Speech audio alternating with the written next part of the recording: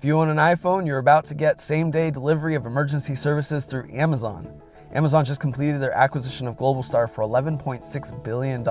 This acquisition grants them access to the 48 on-orbit satellites, 24 ground stations, and the coveted N53 S-band spectrum. This S-band spectrum is at a low frequency used for direct-to-device communications, specifically the SoS service that iPhone uses with Qualcomm chips.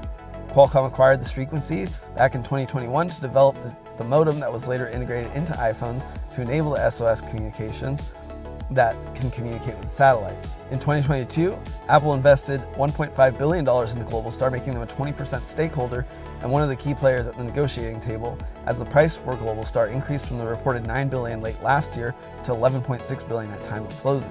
Globalstar was initially interested in selling their company following the sale of spectrum rights from EchoStar to SpaceX for $17 billion. Spectrum is a limited and regulated resource, and so it is coming at a high premium with more satellites going up for communication applications. It is an interesting pivot for Amazon Leo, as they have been to this point positioned as a more broadband networking capability for business players, but with this new spectrum they can play in the direct-to-device sector, which they had seemed to be staying out of in order to avoid competing head-to-head with Starlink, who has 10,000 satellites in orbit as compared to Amazon Leo's 300. To add to this, Amazon has been struggling to extend their spectrum rights licenses at the FCC. They need to launch 1,000 more satellites by July in order to continue using it, but the FCC is not playing ball with their 2-year extension request. Should they lose the spectrum license, they are not able to operate in their higher frequency bands necessary for broadband communications.